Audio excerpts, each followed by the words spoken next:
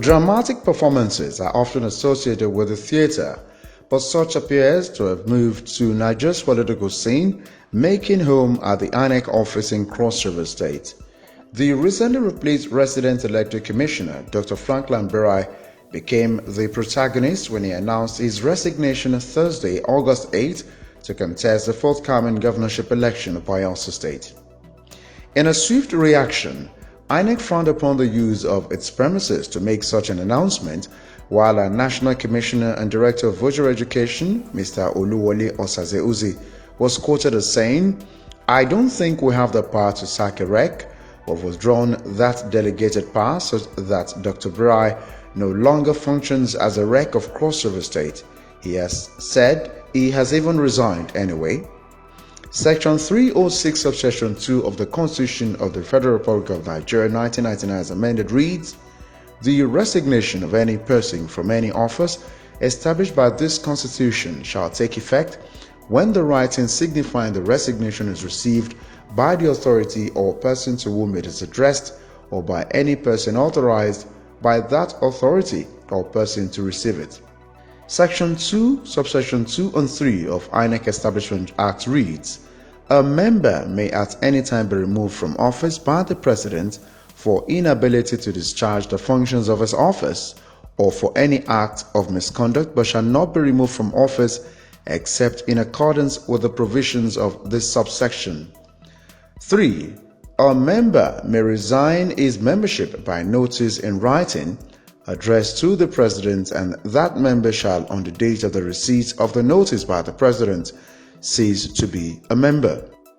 A constitutional lawyer, Mr. Evan Sufeli, interrogated the latest development via telephone from Lagos. And I think that if someone wants to contest for governorship of a state, it is not bad, it's not wrong. But he should have taken time, long time enough to inform INEC about his intention. Then officially, put him for resignation. And I also know that this resignation, you also need to give notice, long-term notice. I think sometimes 3 months notice and all that. While this may have smeared the moral rectitude of Dr. Berai, INEC has also suffered huge damage to our credibility. First, with the litigation surrounding the presidential election held on February 23 this year, and many other election petitions tribunals across the country.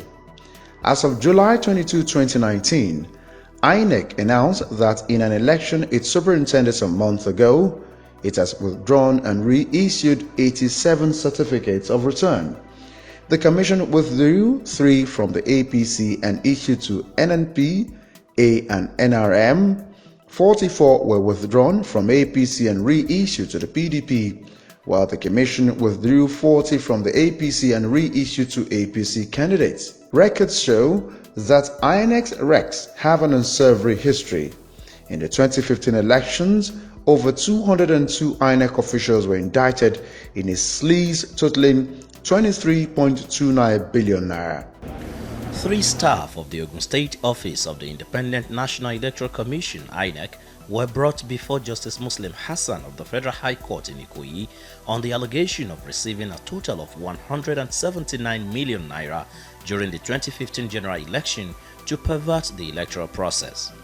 The cases of former National Commissioner, 1 National Commissioner, 5 former resident electoral commissioners, 1 of whom is deceased, have been referred to the Presidency and EFCC for further necessary action. Based on their level of involvement, 205 serving INEC staff will be immediately placed on interdiction, which entails suspension from duties and being placed on half salary, pending the final determination of the cases. The coming days will be unpredictable, but INEC's handling of the matter and searchlight on why Dr. Franklin Berai suddenly departed his duty post are issues to look forward to. Adeni Ikono, Rootstv, Nigeria.